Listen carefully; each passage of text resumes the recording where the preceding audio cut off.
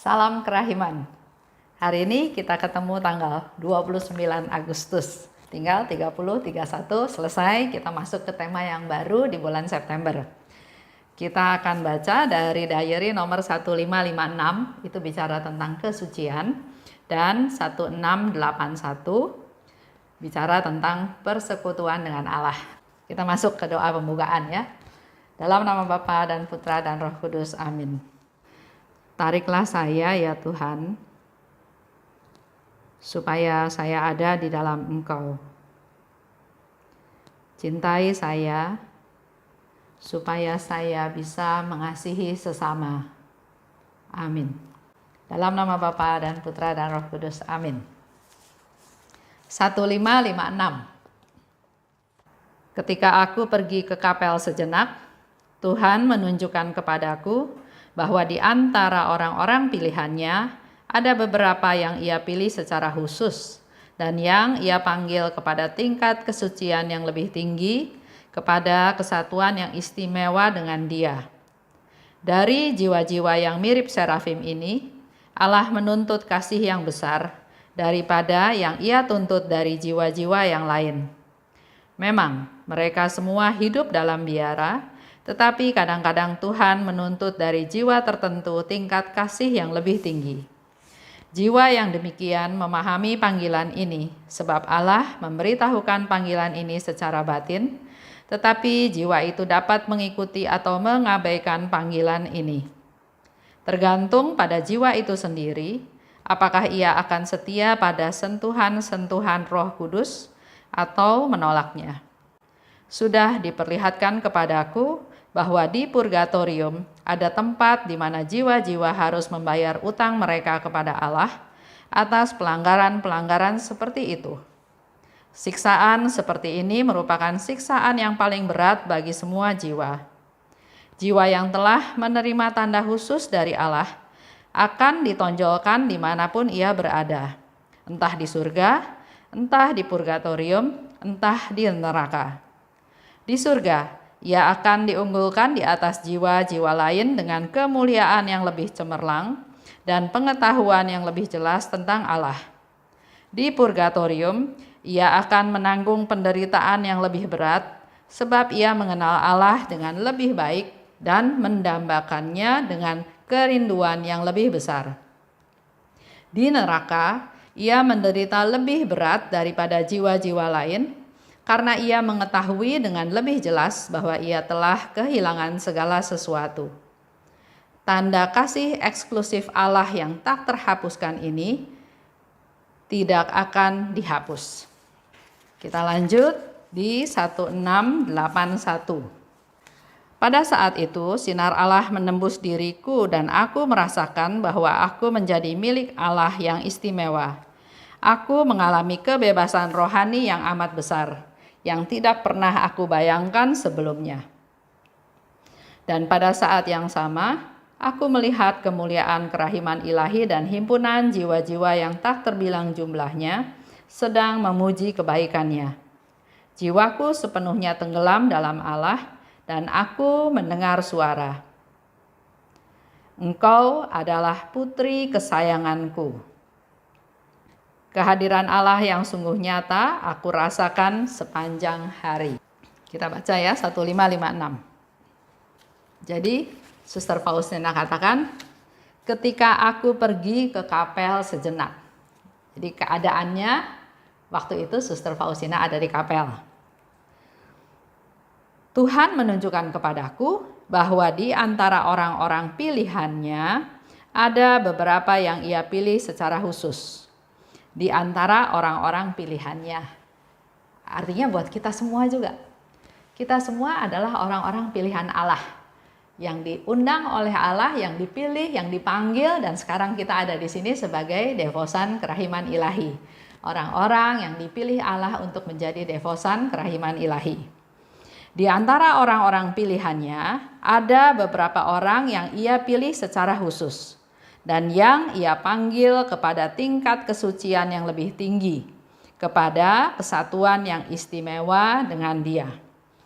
Jadi dari sekian banyak yang dipanggil, yang dipilih, Tuhan memilih secara khusus orang-orang tertentu.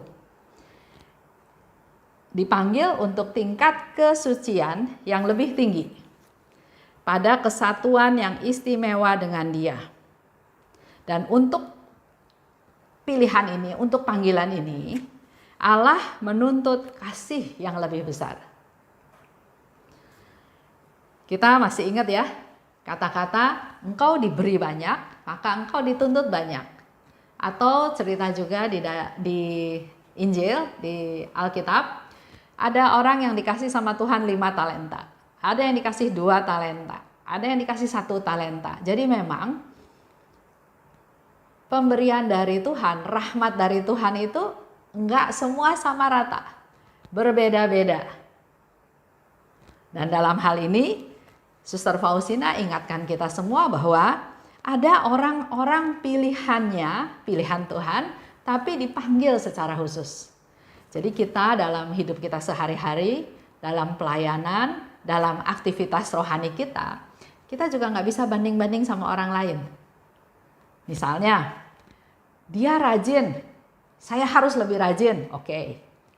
Dia bisa ini, bisa ini, bisa ini, bisa ini, saya juga harus bisa. Nah itu yang berbeda ya. Panggilan orang itu berbeda-beda. Ada yang dia bisa mewarta dengan baik. Ada yang dia bisa menulis dengan baik. Ada yang bisa berbahasa roh, ada yang bisa mengerti bahasa roh. Tapi enggak berarti kita semua harus bisa semuanya. Kembali lagi tergantung apa yang Tuhan berikan kepada kita. Yang harus kita lakukan adalah apa yang sudah Tuhan berikan pada kita, itulah yang kita jalani. Jadi dalam hal ini sebetulnya enggak perlu ada rasa iri. Ada seseorang yang memang dia punya bakat, punya talenta, punya kemampuan sebagai pimpinan. Pimpinan juga beda-beda. Ada pimpinan 100, ada pimpinan 1000, ada pimpinan 10. Tapi ada juga orang yang bagus kalau dia jadi wakil. Daripada dia jadi ketua untuk 10 orang, mungkin dia masih bagus jadi wakil untuk 100 orang. Jadi di sini berbeda-beda. Panggilannya berbeda. Tuhan yang rencanakan juga berbeda-beda, tapi dalam hal ini orang yang bisa banyak, sebetulnya dia dituntut banyak. Dan kembali lagi, jangan membanding-bandingkan. Kalau kita sudah mulai membandingkan, oh dia bisa, saya juga harus bisa. Kok dia bisa kayak gitu, kok saya nggak bisa? Memaksakan kehendak, hasilnya pasti nggak bagus. Ya, biar Tuhan saja yang berkarya dalam diri kita masing-masing.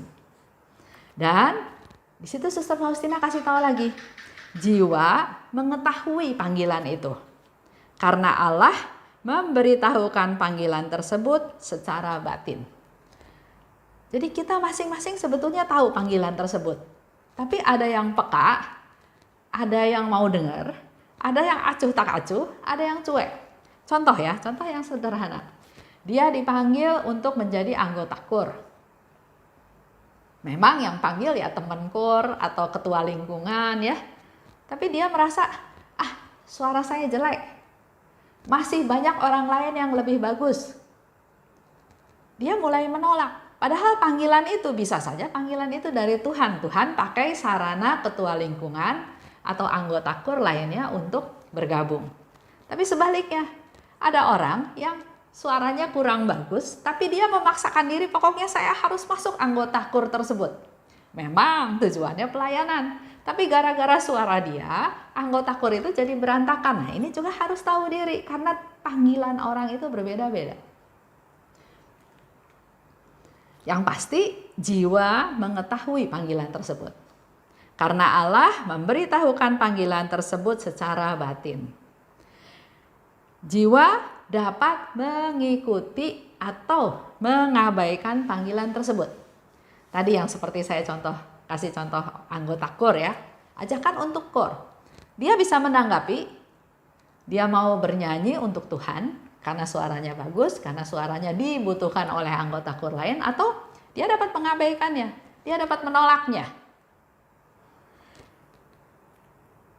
Yang menjadi poin di sini adalah apakah ia akan setia pada sentuhan Roh Kudus atau menolaknya. Setiap orang punya panggilan yang berbeda-beda. Contoh ya, kalau saya baca dari buku diary Suster Faustina di awal sekali ya, sebelum dia masuk ke biara, dia juga sudah ada panggilan untuk hidup menjadi lebih sempurna. Tuhan bilang ini itu ya, tapi dia nggak bisa melakukannya, nggak bisa melaksanakannya, sampai akhirnya dia bilang, udah saya akan berdoa dengan suara keras. Bapa kami yang ada di surga, dimuliakanlah namamu. Tujuannya, kalau dia bersuara keras, dia nggak bisa dengar suara Tuhan. Itu salah satu contoh penolakan yang karena dia setiap bertanya, orang lain nggak bisa jelaskan maksud tersebut. Bahkan dia bertanya pada ibunya pun, ibunya juga bilang dia nggak tahu. Yang waktu dia lihat sinar ya, atau malam-malam dia dibangunkan, atau dia bilang Tuhan minta dia hidup lebih sempurna. Dia hanya dapat kata-kata seperti itu dan dia perlu penjelasan. Karena penjelasannya tidak memuaskan, akhirnya dia juga pikir, udah nggak mau dengar lagi suara Tuhan. Jadi dia berusaha berdoa dengan suara. Tujuannya supaya dia nggak mendengar suara Tuhan. Tapi itu cerita dulu ya, cerita waktu si Helena ini masih kecil. Nah, kalau kita ambil contoh dalam hidup kita sekarang ini, contoh ya, ada teman. Dia punya talenta, punya kemampuan untuk bisa berdoa atau bisa peka, bisa tergerak. Dia tahu bahwa ada orang yang perlu didoakan. Nah, oke, dia lakukan doa. Tapi dia dengan syarat, Tuhan, saya mau berdoa untuk orang-orang yang butuh doa. Tapi saya nggak mau lihat ya, saya nggak mau lihat penampilannya orang itu. Saya nggak mau lihat katanya gitu. Kalau suara masih oke lah katanya ya. Nah, di sini terjadi suatu tawar-menawar. Ada keinginan untuk melayani, tapi enggak tulus, enggak tuntas. Karena dia memakai syarat. Saya mau berdoa buat seseorang, tapi saya nggak mau lihat. Tapi saya nggak mau ini, nggak mau itu ya. Contoh, ada lagi satu orang, dia punya karunia berdoa. Kalau dia berdoa, dari sharing-sharingnya dia ya, banyak orang-orang yang bertobat.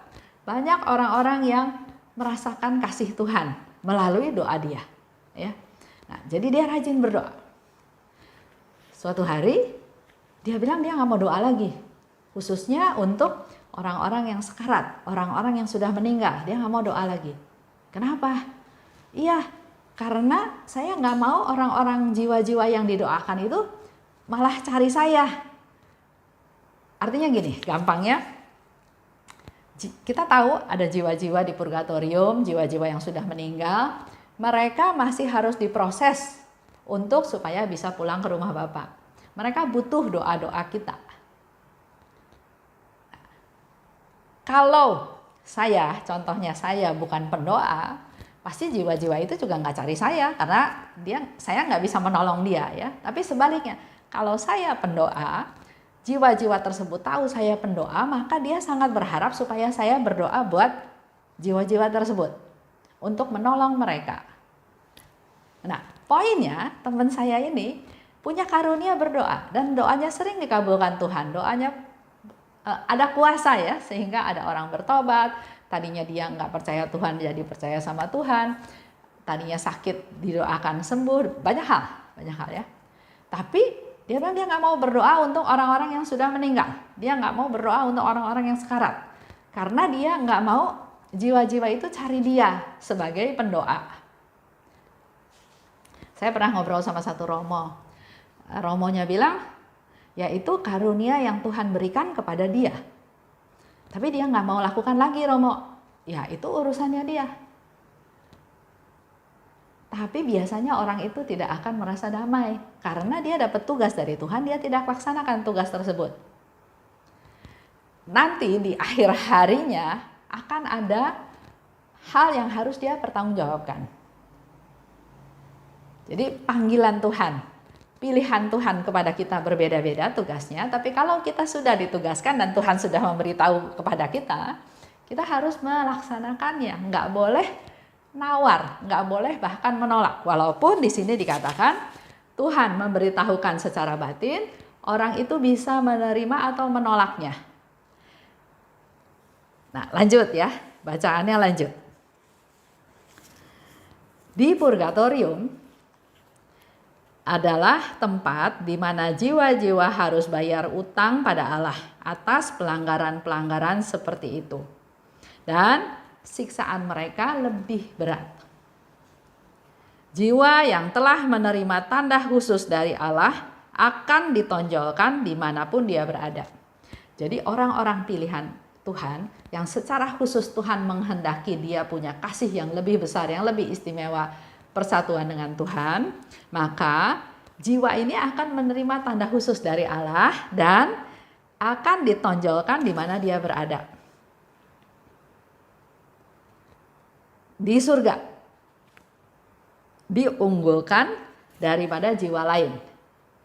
Kemuliaannya lebih cemerlang kalau dia ada di surga, ya.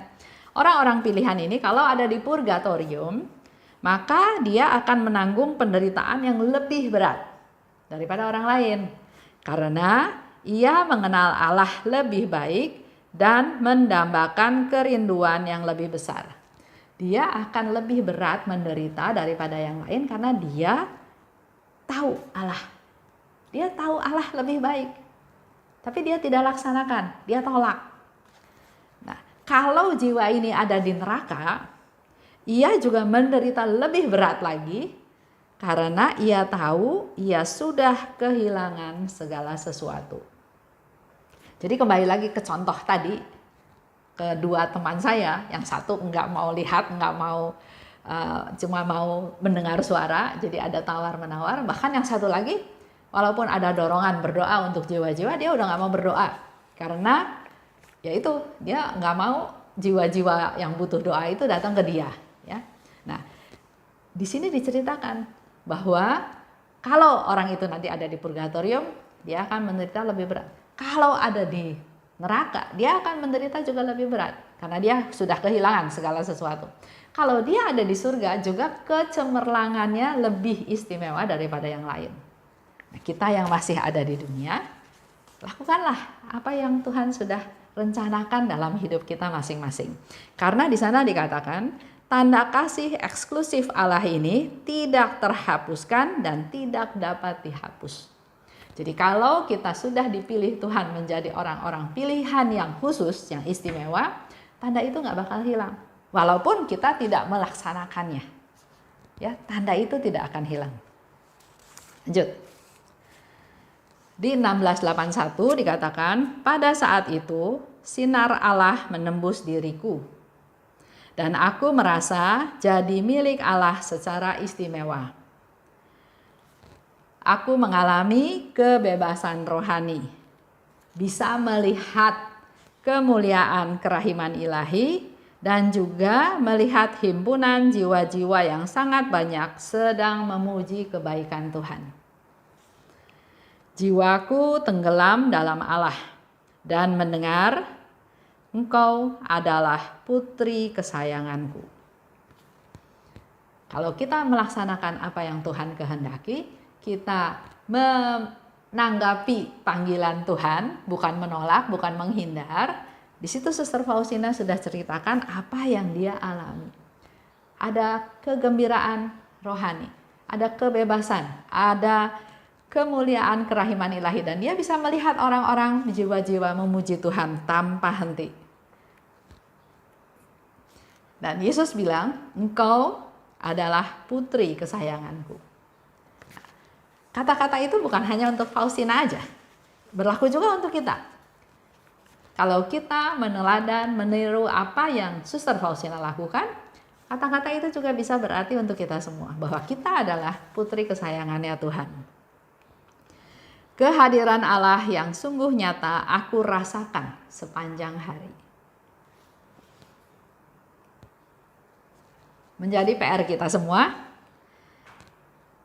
Pertanyaannya, apakah aku termasuk orang pilihan Allah? Nggak usah jawab sekarang, renungkan, coba hayati, karena Tuhan katakan dia memberitahu kepada kita secara batin. Kedua, lakukan segala sesuatu dengan kasih yang besar. Lakukan segala sesuatu dengan kasih yang besar. Dan rasakan bahwa Tuhan itu selalu hadir sepanjang hari. Baik, itu aja untuk hari ini. Kita tutup ya dengan doa penutup. Dalam nama Bapa dan Putra dan Roh Kudus. Amin. Allah Bapa yang Maha Baik, terima kasih Bapa atas rahmat-Mu, atas pemberitahuan, pencerahan yang Kau berikan kepada kami melalui Santa Faustina. Bahwa ada orang-orang yang Kau pilih secara khusus untuk mempunyai kasih yang istimewa. Buatlah kami peka Tuhan untuk menanggapi panggilan-Mu, agar kami bisa mendengarkan suara-Mu dalam hati nurani kami masing-masing, dan kami dimampukan untuk diberi keberanian untuk melakukan apa yang sudah Engkau rencanakan terhadap kami. Jangan sampai kami menolak sentuhan jamahan Roh Kudus yang sudah Engkau kirim kepada kami. Tumbuhkanlah rasa cinta kami ya Tuhan, agar apapun yang kami lakukan dengan dasar kasih yang besar. Dan kami sungguh bersyukur Tuhan, karena kami boleh terus merasakan kehadiran-Mu. Terima kasih Tuhan atas segala kasih karunia-Mu dan rahmat-Mu. Amin. Dalam nama Bapa dan Putra dan Roh Kudus. Amin. Salam kerahiman.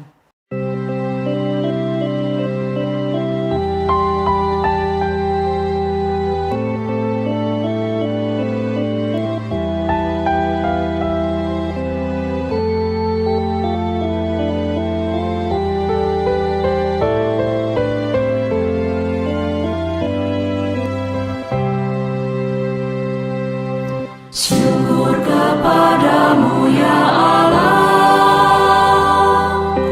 karena Engkau mengelilingi hidupku dengan perhatian-Mu yang mesra dan penuh kasih. Syukur kepadamu ya Allah,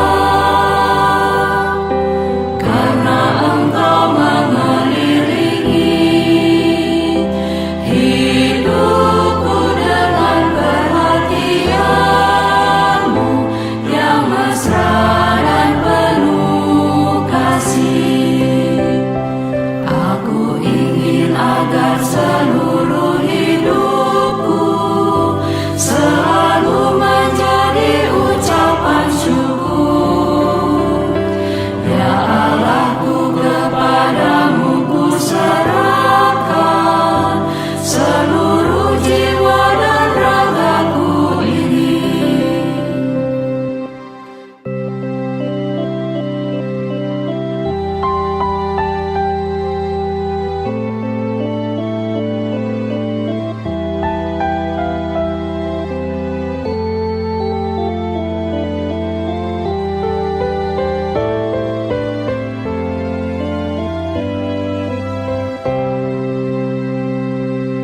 Syukur kepadamu ya Allah, karena Engkau mengelilingi